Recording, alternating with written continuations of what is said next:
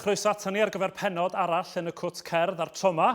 Da ni'n trafod Cerdd Dant ac fel arfer, dwi'n cael cwmni panel i drafod y byd Cerdd Dant. Mae Nia Clwyd yn arweinyddus gorawl ac yn hyfforddwraig. Gavin Ashcroft hefyd wedi hyfforddi cannoedd o blant ar hyd y blynyddoedd. Elen Rhys hithan potsian efo ambell i osodiad o bryd i'w gilydd. Ac Owain Sion, wel, mae wedi cyfansoddi gymaint o gincia nes maen nhw'n dod allan o'i glustia fo. Croeso mawr i'r pedwar ohonach chi. Ac yn ystod y noson hefyd, mi fyddwn ni'n clywed perfformiadau gan Rhydian Jenkins, Elliw Mai, Nansi Adams a Gavin ei hun yn mentro ar y llwyfan efo Kim Lloyd Jones yn cyfeilio ar y delyn. Rwan Tania, mae'n deg i ddeud ydy bod Cerdd Dant yn exclusif i ni fel Cymru Cymraeg. Cerra ni nôl i'r dechrau o le mae wedi dod? Wel, mae Cerdd Dant wedi bodoli ers canrifoedd mewn rhyw ffurf neu gilydd, yn dydy. Nid fel da ni'n nabod o heddiw falle. Rhywbeth oedd yn digwydd falle ymysg yr uchelwyr ac ati oedd o ar y dechrau. A yn aml iawn, fydda yna rhywun, fydda yna delynor, fydda'n digwydd bod yn ganwr ac yn digwydd bod yn fardd hefyd falle, ac yn perfformio ei waith. A wedyn aeth o'n fwy tuag at y werin wedyn, a dim mor barchus ar y degau felly, dwi'n meddwl nôl y sôn, lle o'n i'n clywed y Cerdd Dant fwy yn y tafarndau ag ati, a falle, dath i bach dros ben llestri yma nhw falle. A wedyn, wrth gwrs, erbyn heddiw, mae pethau wedi esblygu eto yn dydyn. Mae'n ambell un wedi disgrifio Cerdd Dant fel marmite neu ydych chi'n ei gario neu ydych chi'n ei gysau o. Be di'r apel? Dwi'n meddwl yn bersonol, os ydych chi'n caru geiriau a cherddoriaeth, yna fyddwch chi'n caru Cerdd Dant. Y geiriau sydd yn allweddol, wrth gwrs, dyna craidd Cerdd Dant, ynde. Llawforwyn mewn ffordd i'r gerddoriaeth i gyflwyno cerddi ac i ddod â cerddi yn fyw. Yn anffodus, mae yna lot fawr o bobl yn y byd clasurol yn edrych lawr i trwyna'r Cerdd Dant a ddim yn ei werthfawrogi fo falle am y grefft ydy hi felly. Gafin, fysa chdi'n cytuno fo hynny o ran Cerdd Dant i bobl falle sydd ddim yn gyfarwydd ar grefft? Sut fysa chdi'n disgrifio'r grefft? Ie, byddwn ni'n cytuno gyda ni. Byddwn ni'n gweud bod yna lot yn edrych lawr i trwyna ar y grefft. A wy'n credu falle oherwydd falle dros y blynyddoedd, wedi dros y degawdau diwetha, falle bod yna or-ystymio falle, bod yna gorddehongli falle, sydd wedi digwydd, sydd wedi rhoi pobl off, neu wedi bobl chwerthin ar y grefft falle. Ond na, dwi'n credu erbyn hyn, dwi'n credu bod pethau wedi symud i gyfeiriad gwahanol. Fi'n credu bod Cerdd Dant yn dechrau bod yn llawer fwy cool. Fi'n credu bod y grefft i hunan yn esblygu a mae dehongliadau yn eiddfedu ac yn y blaen. Na, dwi'n credu bod hi mor, beth yw'r gair, dwi ddim mor anffasiynol i ganu Cerdd Dant rhagor. A plant a phobl ifanc hefyd yn ymddiddori yn y grefft. Mae'r ddau na chi'n hyfforddi plant a phobl ifanc. Da chi'n gweld y diddordeb yna'n cydio? Wel, da ni mond eisiau edrych pwy sy'n cystadlu yn gwylio Cerdd Dant yn Eisteddfodau Cenedlaethol. Byddwn ni'n dweud bod nagos i 90% ohonyn nhw'n bobl ifanc, felly mae hwnna'n ateb y cwestiwn ddyn hyn yn dydi. Owain, o'n i'n sôn bod chdi'n cyfansoddi cincia, ti'n gosod ag ati hefyd. Be ydy'r broses o greu Cerdd Dant? Wel, o ran creu cainc Cerdd Dant yn lle cyntaf, mae hwnna'n rhywbeth dwi wedi wneud ers pan mod i ryw 15 oed yn gwaith cwrs tygau ag ati. Mae hwnna jyst yn rhywbeth mwynhau cyfansoddi oedd hwnna. Mae Cerdd Dant, fel o'n Nia'n sôn cynt, mae rhywun sydd yn caru geiriau a charu cerddoriaeth. Dyna di'r apel i fi, fel rhywun sydd yn athro Cymraeg, di'n ei gradd yn y Gymraeg, yn mwynhau barddoniaeth. Ond wedyn, yr ochr gerddorol wedyn, mae'r ddau beth yn plethu'n un drwy Cerdd Dant. Felly, sut mae rhywun yn mynd ati efo Cerdd Dant? Wel, nid i edrych ar y geiriau, dyna sy'n bwysig, mae rhaid deall y geiriau. A wedyn, dim a gosodiad yn bwysig mewn gwirionedd pan rhywun yn gwneud gosodiad, ond dydy o ddim yn hollol hanfodol. Wedi y geirio, y dehongli sydd bwysica, ac mae'r gosodiadau i helpu drio lliwio fel pobl yn y byd clasurol ddydwn ni yn cyfansoddi cerddoriaeth ddisgrifiadol, na'r math o beth sydd mewn gosodiad Cerdd Dant. Felly, mae yna fwy o mwy o sgil i mewn mewn i wneud gosodiad o bosib na fydda, falle, bobl glasurol sydd yn trin ar Cerdd Dant, yn sylweddoli, mae yna lot o feddwl yn mynd i mewn i wneud gosodiad. A wedyn, wrth gwrs, mae y gosodiad hwnnw'n cael ei berfformio gan yr unigolyn, deod, triawda, pedwarawda, parti, cor, beth bynnag wedyn. Mae'n broses eitha hir mewn gwirionedd o'r dechrau diwedd. Owain, y sôn yn fanna, Elen, am y briodas mae rhwng y gwahanol elfennau. A dyna di'r apel i chdi pan ti'n mynd ati botchan a gosod? Potchan ydy. Ond dwi wrth y modd efo Cerdd Dant o ran y geiriau. O'n i'n cerdded o'r blaen efo'n chwaer a gweld blodau'r gog yn bob man. A na lle o'n i yn sydyd efo'r geiriau yn dod ar Williams Parry, dyfod pan ddeil y gwcw. A be oedd Wesa, methu cofio. A wedi dim yn ei dechrau canu. Y gosodiad o'n i wedi dysgu blynyddoedd yn ôl. Dyfod pan ddeil y gwcw, myned pan eil y maint. A ni'n cofio'r holl gerdd. Y geiriau ydi o. Ac dyn ni'n elwa gymaint o'r holl eiriau. Mae gen i gymaint o farddoniaeth yn ymhenni a gyd oherwydd Cerdd Dant. Wel, yn ystod y noson, da ni'n mynd i glywed datganiadau Cerdd Dant. Ac Owain, dwi'n mynd i ddechrau fo chdi. Esbonia pam ti wedi mynd ati ddewis y datganiad penodol yma? Wel, nillodd Elliw Mai yn canu Gwynt yr Hwyr gan Cerdd Dant nôl yn Eisteddfod Genedlaethol Casnewydd yn 2004. Ond chlywes i mon i'n canu hi nes oedd hi'n cystadlu yn Ysgoloriaeth Bryn Terfel rhyw 2 blynedd yn ddiweddarach. A dwi wrth y modd efo barddoniaeth Cerdd Dant. A dyna un o'r rhesymau pam wedi dewis hon mewn gwirionedd. Mae y gyfrol adenydd gyno, mae'n allan o brynt, mae'n biti bod i mewn gwirionedd. Mae'n gymaint o ddarna sydd wedi cael ei defnyddio ar Cerdd Dant o allan o'r gyfrol yna. A dwi'n meddwl bod o'n un o'r beirdd sydd yn cynnig ei gerddi yn naturiol i Cerdd Dant. A wedyn, wrth gwrs, perfformiad Elliw Mai ei hun, wrth gwrs, yn 16 oed ar y bryd, pan oedd hi'n yn Eisteddfod Genedlaethol yng Nghasnewydd, ond rhyw 4 ar 15 erbyn oedd hi'n Ysgoloriaeth Bryn Terfel, dwi'n meddwl. A dwi'n cofio dotio arni hitha a'r gosodiad gan un i'r wyn yn fan honno hefyd, yn gosodiad arbennig, ond cofio dotio gwrando ar Elliw yn canu yn y gystadleuaeth honno. A dyn, ia, mae honno yn berfformiad sydd wedi aros yn y co mewn gwirionedd. A ti'n wylaidd iawn, ti heb sôn am y gainc? Wel, doeddwn i'n cofio, mae'r oedd i tan yn ddiweddar iawn. Ond dwi'n meddwl falle hefyd, mae dyna un o'r treuon cyntaf i Llynderus gael ei defnyddio fel cainc mewn cystadleuaeth yn 2004, achos dwi'n meddwl mae rhyw falle 99 neu 2000 y cyhoeddwyd hi. Wel, dewch i ni glywed Elliw Mai rwan yn canu Gwynt yr Hwyr.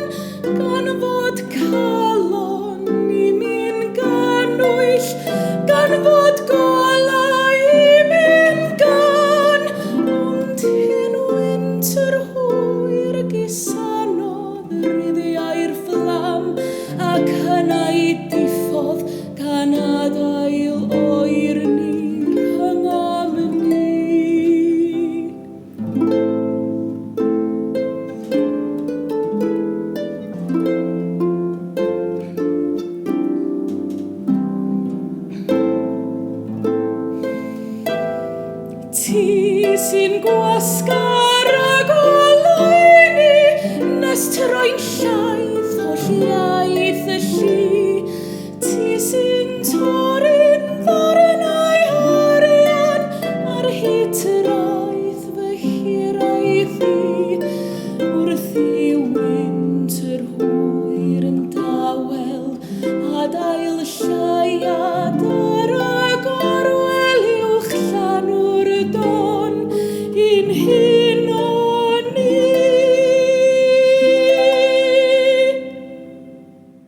Elliw Mai yn fanna'n canu Gwynt yr Hwyr gan Tudur Dylan ar y gainc llwyn dyrys gan Owain Sion. Ac Owain, os yna ni symud y trafodaeth ymlaen i sôn am y cerddi caeth yn benodol a'r cynganeddion yma, mae yna reola pendant yn does pan mae'n dod at Cerdd Dant. Oes, mi nes i gamantais fawr, swn i'n deud, o y cwrs lefel A, y cwrs Cymraeg lefel A, lle roedden ni yn rhan o'r cwrs Asrodau Barddol yn gorfod adansoddi cynganeddion. A dyna lle nes i ddysgu sut i osod cynghanedd mewn gwirionedd. Ond, wrth gwrs, mae yna fwy na jyst hynny. Mae yna reola pendant ynglyn â gosod y cywydd ac englyn un o dylunion a hirarthoddaid ag ati. Ac mae'r llawlyr gosod Aled Lloyd Davies yn ganllaw arbennig o dda. A mi ges i fenthyg hwnnw gan ein i'r wyn ar ôl mi osod yn anghywir a chafon ni arddel o gystadleuaeth yn Cerdd Dant. Dwi'n meddwl mae'n ystod fflir fel ydy.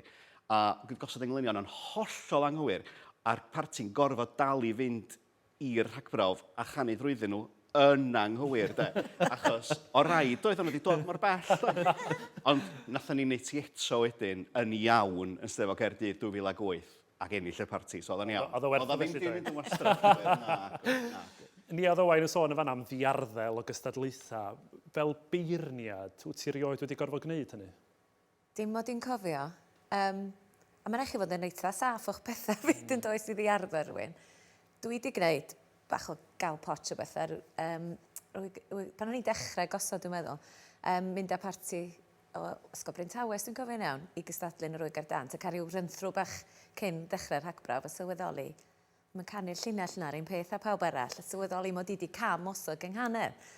Ond diolch i ddewis i'r merched un ochr, nathon ni ail drefnu hyn i gyd, a rlwyddo nhw i ganu hi'n iawn, a cael llwyfan a dod i'r brig fel fyddi'n digwydd.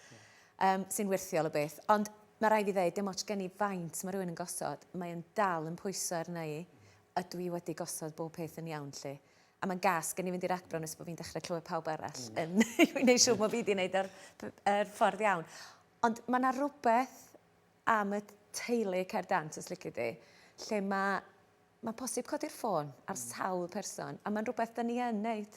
Codi'r ffôn a gofyn, ydy hon yn iawn gen i, neu sut wyt ti'n dehongli'r gynghanedd yma ac yn y blaen. Mae'n rhywbeth da ni'n helpu, bod ni'n cystadlu'n erbyn yn gilydd, da ni yna i helpu'n gilydd hefyd, a dwi'n meddwl bod hwnna'n yn hynod y bwysig. Lles y grefft o dyfodol Wel, wrth gwrs, ie. Hynny di, da ni'n parchu digon ar y grefft i fod isio cynorthwyo'n gilydd. Mae canllawiau gosod hefyd ydy yn allwedd y tanna bob blwyddyn. Mae hwnna tha beibio ar gyfer unrhyw un sydd yn gosod. Dysges i hynny'n eitha cyflym. Dwi'n cofio, dwi'n meddwl mae ti oedd yn berniadu i Nansi. Dan 8, y tro cyntaf i osod, ben fi'n, mae hwn yn ddigon hawdd, oedd y gainc, ddigon hawdd, y geiriau ddigon hawdd, a fan hyn dwi'n dod i fewn. Ac oedd hi berniadaeth hyfryd, bod i'n canu'n hyfryd, ond piti bod y gosodiad yn anghywir. Felly ddysges i, yn eitha handi fyna, pa mor bwysig ydy allwedd y tanne. Os o le i herio, ta Gavin, da ni sôn y fama ynglyn â'r rheola yma a bod yn gaeth i'r rheola, wyt ti'n meddwl bod yna le i fowldio chydig arnyn nhw? Yn gwneud ar dir peryglus iawn yn fowldio rheolau Cerdd Dant, ond o ran hanfod rheolau Cerdd Dant, dwi ddim yn meddwl bod... Dwi'n meddwl bod modd i'w plygu nhw'n ormodol. Dwi'n gwybod bod yna reolau, mae reolau Cerdd Dant, sy'n ni'n plygu reolau Cerdd Dant, bod nhw'n swnio fel Cerdd Dant o bosib. Felly mae yn bwysig bod ni'n cadw y rheolau basic yna o Cerdd Dant. Byddwn ni'n mentro mynd i blygu rheini. Ond o ran dehongli felly, o ran y cinciau ac o ran natur y cerddi ac yn y blaen, mae yna ffordd o ran. Ond o ran y reolau, dwi'n meddwl bod yna le i blygu mewn ffordd. Os yna berfformiad neu berfformiadau rai yna chi, da chi'n meddwl sydd falla wedi mentro ac wedi trio ran y dehongli? Dwi'n cofio clywed Glaneuthwy yn canu clwb jazz. A cofio clywed hynny am y tro cyntaf, a meddwl, waw, doedd nhw ddim yn swnio fel Cerdd Dant. A oedd y gosodiad hynny, a ni'n jyst yn meddwl, bod unrhyw beth yn bosib.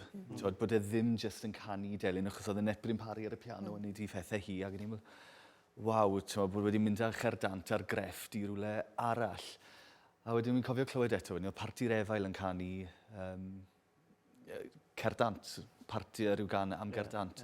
A'r rheini, wedi just mynd ar geiriau rhywsut i rwle gwahanol, ar gosodiad i rwle gwahanol, dehongliad i rwle gwahanol. Felly mae yna bobl mas yna yn herio y reolau. Oes, a does dim byd o'i le yn hynny nag oes? Dwi'n meddwl gall hynny a'r traddodiadol weithio'n iawn ochr yn ochr. Hynny di, mae'r arbrofi, fel mae pobl yn ei alw fo, mae hanfod yn dal Cerdd Dant ydi o mewn rhyw ffordd neu gilydd. Hynny di, dyna yw rai ddo. Ond dwi'n credu o ran ochr adloniadol, gallu y ddau beth weithio law yn llaw. Does dim byd yn bod nag oes ar ymestyn y ffiniau chydig bach ac ar brofi fan hyn yn draw. Ond ar yr un llaw mae'n bwysig i ni gadw'r traddodiad a'r grefft. Mae hwnna'n perthyn yn unigryw i ni yng Nghymru. Mae'n bwysig bod ni'n gwarchod hwnna hefyd. Yna ychwanegiadau chi'n gallu gwneud i'r delyn, neu i beth bynnag yw y newidiadau chi'n gwneud. Ond dwi'n credu fel oedd Nia'n gweud, hanfod y peth yw y delyn a'r gosodiad a'r gair, gair. Bod o'n mynegu'r gair. Oedd perfformiad Steffan Rhys Williams, ysgoloriaeth Bryn Terfel, pan enillodd o hefyd yn gwthio'r ffiniau ac yn bendigedig, beth dwi'n cofio. Felly'r arbrofi'n bwysig ond parchu'r traddodiad o hyd. Ydy, a does dim pwynt bod yn glefer mwyn bod yn glefer, oes e? Hynny di, mae cerddi weithiau'n gofyn am rhywbeth gwahanol. Cerdd arall yn gofyn am symlrwydd llwyr. Hynny di, mae eisiau dewis o dethol yn does, ond does dim pwynt trio bod yn glefer mwyn. Fel mae'r Sais yn dweud, less is more weithiau yn dweud. Dwi'n meddwl un o'r bobl nath wneud yn dda, y prosiect gan Eisteddfod oedd y llynydd oedd Mosian Candelas yn dweud. Fan nath o'n wneud, canu hen benillion Teis Parry Williams, nath o'n wneud detholiad yr heini yn do fel Cerdd Dant arferol, traddodiadol, falle eisteddfodol, a wedyn rhoi'r rhyddid iddo fo i'w addasu fo i'w arddull benodol ei hun, ac yn Cerdd Dant oedd o hyd. A dwi'n meddwl falle na dyna lle mae Cerdd Dant falle yn y blynyddoedd diwetha wedi colli ffordd. Mae wedi bod yn gyfrwng eisteddfodol yn unig, a dwi'n meddwl beth da ni'n weld rwan ydy bod o'r diwedd, diolch byth, mae pobl S4C a Radio Cymru, maen nhw yn rhoi mwy o sylw iddo fo, a falle yn dod o fo'n fwy yn gerddoriaeth canol y ffordd fyddai'n cael ei chwarae ar raglenni yn ytrach na ei anwybyddu fo am bob diwrnod o'r flwyddyn heblaw am wsos Steddfod, diwrnod drwy Cerdd Dant ac wsos Steddfod yr Urdd. Dyna sydd wedi bod yn digwydd. Owain, oeddech chdi'n sôn, da ni gyd wedi bod yn sôn am arbrofi, a Gavin gysdi brosiect yn ddiweddar gan y Steddfod, a honna wedi bod yn dipyn arbrof i chdi'n bersonol. Ydy. Prosiect oedd ar gyfer mis LGBTQ. A yr her gyntaf oedd chwilio am farddoniaeth yn y Gymraeg sy'n ymwneud ar pwnc hynny, oedd hwnna'n dipyn o her i ddechrau. A wedyn ni fynd nôl at, wedodd Nia, mae yna bobl mas yna i helpu. Ffonies i Alwena Roberts, a ni'n gofyn i Alwena beth yw y reolau fan hyn ac yn y blaen, achos sonedau oedden nhw, a wedyn mae yna reolau pendant yn llawlyfr Aled Lloyd Davies, sut i osod soned, a mae hynny wedyn ni yn dod â heriau hunain ar ba fesur ydy yn 5-4 neu ydy yn 3-4 wedyn ni. Mae ffordd chi'n gosod o gwmpas rheini wedyn ni yn dipyn o her. Ond fel wedodd Alwena, Cerdd Dant ar gyfer adloniant yw hwn, ac felly does dim ots. Does dim ots, does neb yn mynd i feirniadu unrhyw beth. A dyna beth sy'n braf gyda'r prosiect diwetha nes i, oedd bod Cerdd Dant jyst yna i fwynhau. A dyna fe nes i fwynhau fwyaf, oedd gosod heb orfod poeni bod rhywun yn mynd i feirniadu'r gosodiad, yn mynd i feirniadu'r dehongliad. Mae jyst fi oedd yn canu, a wedyn os na'n chi'n hoffi, wel. Ac ar dy gainc dy hun hefyd. Ie. Wel, da ni wedi glwad Gavin wan yn perfformio Pros yr Rhys.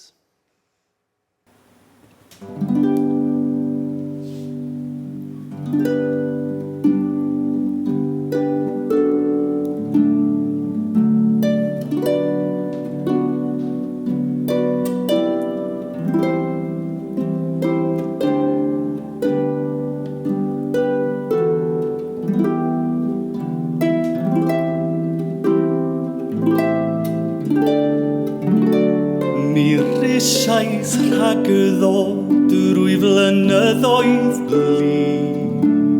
Ieuenctid nwydus i deirn i ef.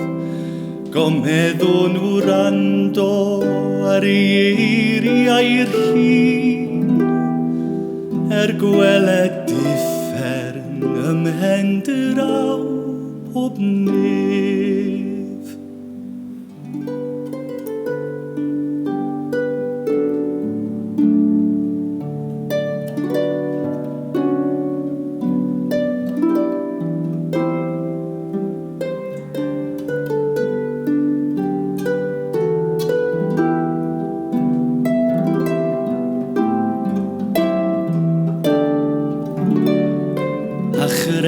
Oes cartref y mwg y mawn a'r boi. Nad ydoedd cariad na min yr rhyw i gyd. Mae pranciau anghyfrifol cnawdol hoi. Oedd cariad yw fwynhau tra dalu o'i hyd.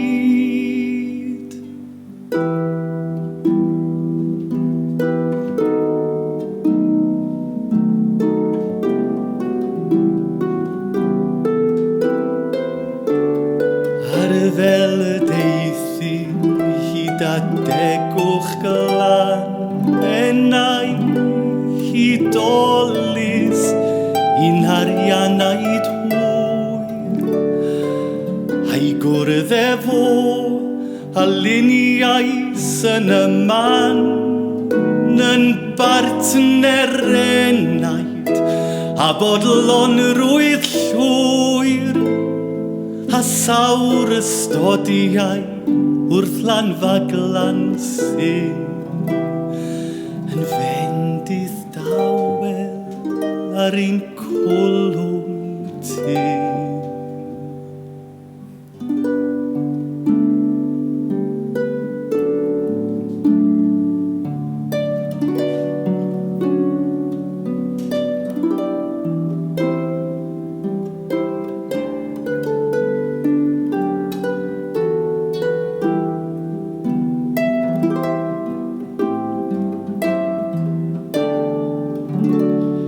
Hinasom rhywdro hanner deffron dau a'n cael ein hunain yn cofleidion dyn a'r hiw yn ein gorthrymu a'i fwynhau a falli'n sydyn fel ar lan y llun.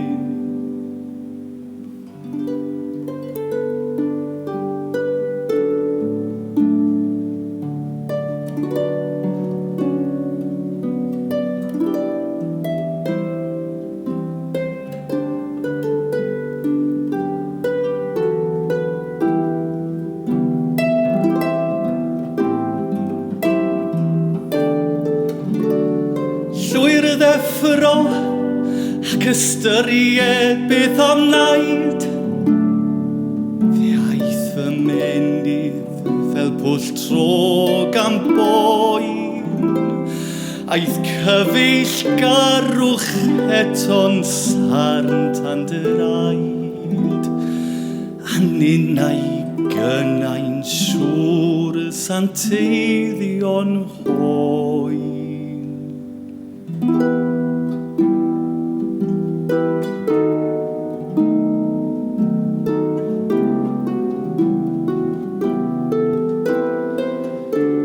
Ni chlyw'i fydd ar oglau gwair yr haf, heb gofio llygri'r cyfeillgarwch cir, na sawr y gwymon, na ddaw methiant claf, y cari anghyffwrdd etoedd gofn hir.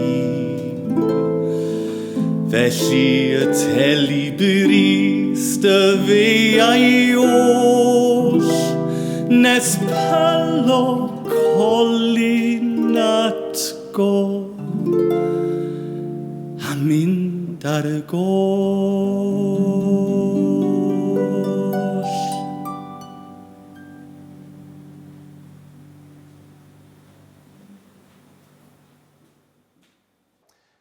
Gavin yn fanna'n perfformio Prosser Rhys, ei osodiad o ei hun ar ei gain co ei hun. A Nia, mae'n braf yn ydy bod yna ffresni o fewn y byd Cerdd Dant i symud pethau ni flaen. O, mae rhaid i hynna ddigwydd yn does. Os di rhywbeth am bara, mae rhaid efo esblygu rhywfaint hefyd yn does. Da ni'n mynd anghofio am y traddodiadol, ond da ni jyst yn, falle bod y pwyslais, fel ddudodd Owain gyna, fwy na mae di bod ers blynyddoedd ar yr ochr adloniadol. Rhywbeth sydd wedi mynd ar goll dipyn bach mewn byd Cerdd Dant, dyd y gwir. A mae gweld, er enghraifft, stomp yn y Steddfod. A ti gwerin yn orlawn yn dydi ar gyfer y stomp.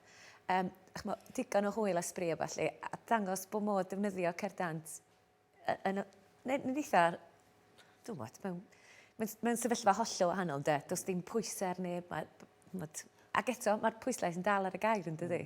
Be am yr apel yna ta? Achos ydy Cerdd Dant falle wedi wreiddio fwy mewn rhai cymunedau na'i gilydd? Gafin ti'n bennaeth ysgol yn y cymoedd. O ran y grefft mewn ardaloedd fel yna, yr un mor gry ar cadarnleoedd? Na, dim o gwbl.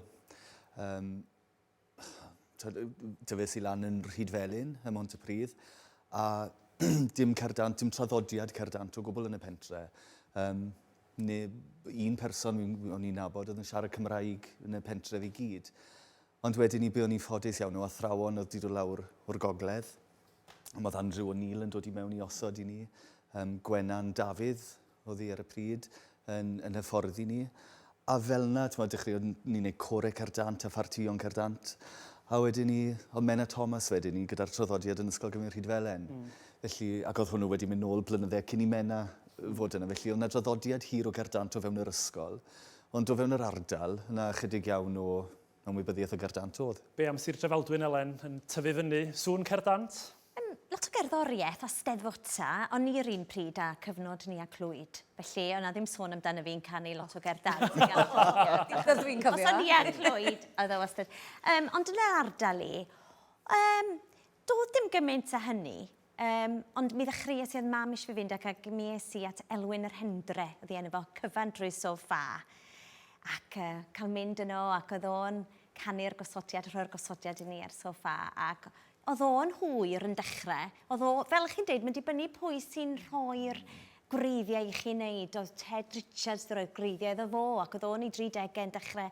Fo wedyn yn cael lot o bobl fel Aled Pentre Mawr, Catri Fychan, Sara Fychan, fi yn dysgu hynny. Felly mae gyd yn gwneud efo'r hyfforddwyr a'r gwreiddiau yna ydych chi'n gael. Oedden ni sôn am yr hyfforddwyr, y gwreiddiau, da ni wedi sôn am y gymuned Cerdd Dant, da ni'n dod at dy ddewis di nesa, a mae dy ddewis di'n un anwyl iawn ac yn un agos at y galon di. Yndi. Wel, ar ôl yr hap a damwain o geisio gosod fy hun y tro cyntaf, a chael gwybod gan Owain Sion, bod angen rhywun oedd yn deall i stwff yn y fi. Ac wrth gwrs yn byw yn Llandaf amser ni oedd Carys Puw Williams, ac yn ei gwybod amdani fel brenhines byd Cerdd Dant ac yn gwybod ei phethau. Ac o'n i digwydd cydferniadu fe i rwbryd, a dyma hi'n, nid ar Cerdd Dant, gael ddeud, dod ar rhywbeth arall, a dyma fi'n sôn, ti draw, a dyma hi'n dechrau, a dyma dechrau perthynas ffantastig. Felly oedd Nansi wedi dechrau cael gwersi gyda Carys, ac o'n i'n mynd o steddfod i steddfod o fe'n gilydd, a di tyfu'n andros o ffrindiau, ac oedd hi'n gwybod ei stwff, ac oedd hi'n rhoi'r hyder i fi i geisio gosod ar gyfer Nansi, ond oedd hi'n jyst yn gwneud yn siŵr bod fi ar y ffordd iawn. Ond oedd hi yna'n fwy na dim fel ffrind, ac yn ei gael mynd i bobman, ac oedd hi'n mor dda fo plant. Ac os oedd Nansi braidd yn bifish, neu'n blin, neu'n drama queen, gyd oedd yn gorfod wneud oedd mynd at Carys, a byddai'n gwybod yn union sut i ddelio efo hi. Felly'r dewis i gen i ydy mae Nansi fy merch wedi gosod wedi creu'r geiriau, wedi sgwennu'r geiriau, ac mae'r gainc ydy'r gainc sgwennodd Carys pen Owain, ac gweitha'r modd ar ein i golli Carys llynedd, felly can y goffa ydy hon i Carys. Wel, dewch i ni glwad rwan Nansi Adams yn perfformio cerdd goffa i Carys Puw.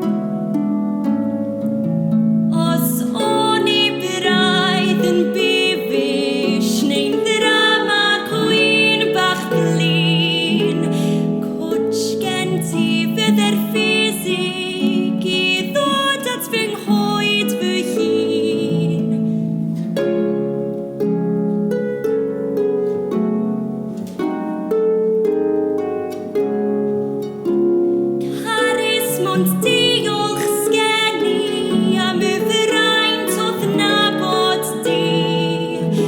Mae Cymru ar ei chollet, ond arfennill ydw i.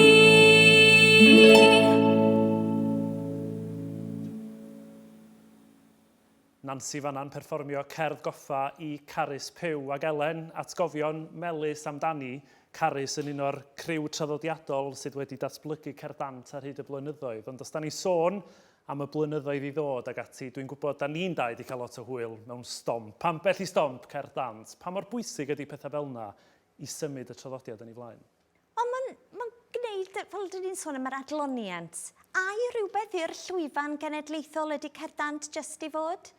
Ydy o fod yn y tŷ gwerin, fel pan mae'n llawn, pan ddyn ti'n sôn, pan mae Bethan Bryn yn gwneud y gymanfa, mae'r lle'n orlawn. A dyn ni wedi creu ambell i stomp yn do, Owain, a dyn ni wedi perfformio cwbl o weithiau, fel Jack a Joke a Ginny, os ga i ddeud. Ar ôl un y ddau i gael rhyw hyder bach. Ond ydy, mae'n gwneud yn hollol accessible i bawb ac i bawb gael hwyl yn dydy. A dwi'n meddwl bod o yn ffordd bwysig i edrych ymlaen. A dwi'n meddwl gyda'r hwyl Cerdd Dant, falle bod yna le i ystyried mwy na just y cystadlu a'r Steddfod, ond ffordd i ddatblygu fo a gael stomp yn rhan ohono fo hefyd a datblygu'r holl elfen o'r Hynny'n Cerdd bwysig, Dant. Owain, oedd Cerdd Dant ddim yn rhy llwyfan pafiliwn a dyna ni? Dwi'n meddwl oedd ar un cyfnod, ond chwnodd y stomp yn do, fel stomp Cerdd Dant yn Nhŷgwerin yn do, a dwi'n meddwl mi nath hwnnw droi i fod yn stomp pwy yn gallu bod fwyaf budur yn hytrach pwy yn gallu bod fwyaf clyfar. A dwi'n meddwl, un o'r pethau ddari ni wneud efo'r stomp i godi pres a Eisteddfod Gaerdydd yn 2018, nath ni wneud. Nathon ni wneud ddwy dair. Oedd newid y categoriau ynde, bod yna categori Cerdd Dant, categori adro stori a categori cerdd, dwi'n meddwl, Ie, o'r llall ynde. ie. A bod modd cyflwyno cerdd mewn unrhyw fodd. Ond mae'r Steddfod dwi'n mabwysiadu dipyn bach ar hynny, drwy wneud baled, dwi'n meddwl, ynde, nath yna Ganwerin a Cerdd Dant a dwi'n meddwl adro stori ydy'r trydydd yn rwan hefyd, ynde. A drwy gael hynny, dwi'n teimlo bod ni'n cael, achos mae stomp tŷ gwerin ydi o, da ni'n cael stomp werin, so da ni'n cael yr elfennau gwahanol i mewn. A dwi'n meddwl bod o'n gweithio'n well, ac yn hytrach na bod ni'n gorfod chwilio am 9 person i wneud Cerdd Dant, a falle bod pobl yn teimlo bod nhw'n gorfod mynd ar ôl y pethau mwy, dwi'n ni, anweddus, am 4:30 ar y nos Iau efo lot o blant hefyd, ac o'r rhaid bod o'n anweddus i blant dan 4:10 ac ati. Dwi'n meddwl, erbyn hyn, mae'r bobl sydd yn gwneud pethau yn fwy clyfar yn dod yn amlwg. Mae glesni hyn dracenni'n dydy, a'i menopos, mae bob blwyddyn dydy, a mae Catrin Toffog, mae Cefn Roberts, mae nhw'n arbennig o dda, ond y clyfrwch ydi o yn hytrach na yn dy wyneb bod yn ffiad. Yn osod lawen fodern yn dydy. Ac mae'n le, da chi'n gallu gwneud camgymeriadau a sdim ots mae pawb yn gallu mwynhau. Gavin, sa'ch chi'n cytuno, oedd Elen yn sôn falle ynglyn â'r hwyl Cerdd Dant a falle o ran datblygu, mae dyna'r ffordd i symud pethau ni blaen? Ie, fi'n credu bod eisiau jyst poblogeiddio'r grefft. A fi'n credu'r ffordd o wneud hynny yw i wneud i'n fwy hwyl, wneud i'n fwy agored i bawb. Mae'n gret bod yna gystadlaethau, chos mae pawb yn joio cystadlaethau a gweld nhw ar y llwyfan a corau mawr ac yn y blaen. A mae yna le ar gyfer rheini hefyd, a mae'r cerddi mawr yn cael eu canu ac yn y blaen, sy'n wych. Ond wedyn ni, mae yna ochr, fi'n credu, lle ddyle Cerdd Dant fod yn hwyl ac lle ddyle pobl gael mynediad i weld y Cerdd Dant mewn rhyw ochr arall yn hytrach na barddoniaeth difrifol. Gavin yn sôn yn fanna ni a rhywbeth sydd o ddiddordeb mawr i fi di'r cora Cerdd Dant, a pan mae Steddfod neu hwyl Cerdd Dant yn dod i ardal, mae fel bod y cor enfawr mae'n cael ei sefydlu. A'r ffaith bod yna hwyl yn dod i'r ardal neu maen nhw isio canu Cerdd Dant yn gyfrifol? Dwi'n meddwl bod falle'r ffaith bod yna hwyl neu Steddfod neu beth bynnag yn dod i'r ardal, di'r ysgogiad yn y lle cyntaf. Ond unwaith mae pobl yna, maen nhw'n cael blas ar y canu Cerdd Dant yma. Achos y cor sydd gen i er enghraifft, allai ddweud gyfri ar un llaw faint ohonyn nhw oedd i canu Cerdd Dant cyn ymuno o'r cor. Ond maen nhw'n dal yn y cor. A mae yna rhywbeth yn does, mae yna rhyw wefr mewn clywed cor mawr yn canu Cerdd Dant. Hynny di, mae'r sgôp o ran gosod yn enfawr dydy. Mae'r sgôp o ran yr harmoniau a be mae rhywun yn gallu neud meddwl tu allan i'r bocs dipyn bach falle wrth osod. Mae'r her osod i gor yn aruthrol ar y degau, felly di ddeud yn iawn Owain. A'r oriau sy'n mynd, a'r colli cwsg sy'n mynd tu ôl i'r gosod. Ond mae yna gymaint o sgôp yn does, ar y wal na o sain. A hefyd, pan ydych chi'n clywed cor mawr yn canu insain, weithiau mewn lle penodol sydd i ddehongli geiriau, mae yna rhyw wefr. A mae maint y corau yma yn dangos gymaint o ddiddordeb sy'n yna hefyd ydy. Be am boblogeiddio hynny ymhellach ta, oherwydd falle pan mae rhywun yn mynd i gyngerdd corawl, prin iawn mae Cerdd Dant yn cael ei glywed y tu allan i ffiniau steddfodol eich ystadlu da? Ie, os ydy rhywun yn creu cor Cerdd Dant, os dyn nhw eisiau mynd drwy'r flwyddyn, mae rhaid iddyn nhw fod yn barod i wneud gwerin, merched, canu ysgafn ac ati hefyd. Cor merched y ddinas o fi, da ni mond yn wneud ar gyfer cystadlu, achos maen nhw'n brysur. Maen nhw'n hynod o brysur, maen nhw'n aelodau sawl cor arall hefyd. Ond dwi'n meddwl, dyna beth mae rhywun fatha cor cana falla. Am bod nhw'n yn gor merchaid ac yn gor gwerin ac yn gor Cerdd Dant, mae nhw'n llwyddo i allu cynnal nosweithiau, rhoi'r amrywiaeth, a da ni'n sôn am wrth seiriol rhyw fath. Mae angen yr amrywiaeth o arddulliau. Mae angen i allu gwneud noson o adloniad. Dwi'n meddwl bod cor merched y ddinas yn gallu gwneud mwy na rhyw 2 eitem ar y tro. Mae'n rhaid i gyfadda. Oedden ni'n trafod y steddfod ni a da ni'n troi at yn dewis ola ni, dy ddewis di. Pam dewis y datganiad penodol yma? Mae'n bell i ddatganiad yn does yn aros yn y cog, yn aros hefo chi. Ac oedden ni'n cydferniadu, dwi'n meddwl, Gavin, yn Eisteddfod Caerdydd yn 2018, dwi'n iawn, yng nghanolfan y Millennium, a'r gystadleuaeth yr 19 agored. A'r geiriau sodwyd oedd anfonaf angel Hywel Gwynfryn, sy'n gyfarwydd iawn, a wedi chanu bron, mod i'n wrth y modd efo'r gan, ond mae wedi cael ei chanu hyd syrffed erbyn hyn, yn dydy? Pob parch i Robert Arwyn. Sawl key change. Sawl key change. A da ni gyd yn ei gwybod i. A Rhydian Jenkins yn canu hon ar lwyfan, a dwi'n meddwl mod i wedi codi ymhen. Hynny di, bod fi ddim wedi rhoi dim byd ar bapur. Nath o'n ngwefreiddio i, mae rai fi ddeud, achos nath o lwyddo i roi rhyw newyddeb a rhyw ffresni anhygoel i eiriau sy'n mor gyfarwydd i ni. A mae Cerdd Dant yn gallu gwneud hynna, dydy. A bydd y perfformiad yna yn aros efo fi am hyn. Nath o'n nghyffwrdd i'r diwrnod hynna. A ar lwyfan mor arbennig a chanolfan y Millennium hefyd, a llwyddo i greu yr awyrgylch mewn lle mor fawr. Mae rai fi ddeud, oedd o'n perfformiad arbennig iawn. Wel, mi gawn ni glywed y perfformiad unwaith eto rwan. Dyma Rhydian Jenkins i perfformio anfonaf angel.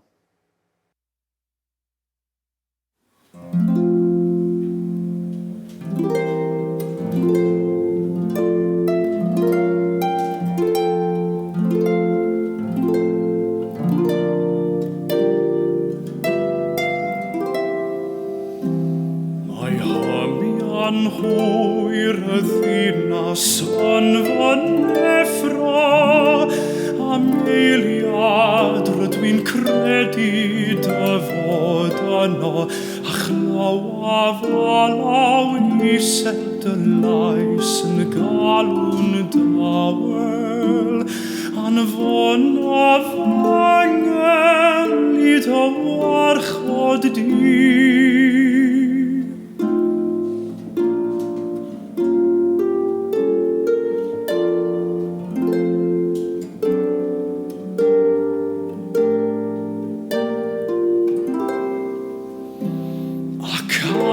Llwaith yn hanol berw bywyd, rwy'n teimlo'n unig ac yn isel hefyd, ond pan rwy farf yngluniau fe welaf drwy fy nagrau, a chofio'r geiriau ddwedaist wrthai.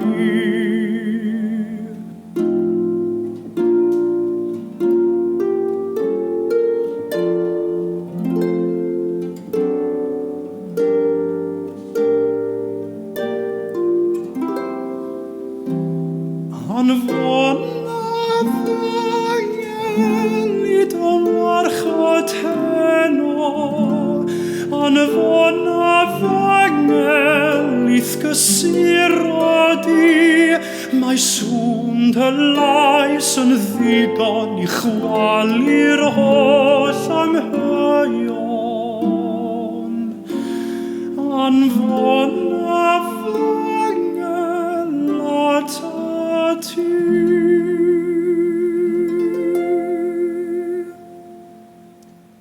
Ia Rhydian Jenkins yn perfformio anfonaf angel go wahanol yn fanna a Nia perfformiad yna eto wedi dyhudo di. Ydy, dwi'n gwybod pam dewises I hwnna rwan.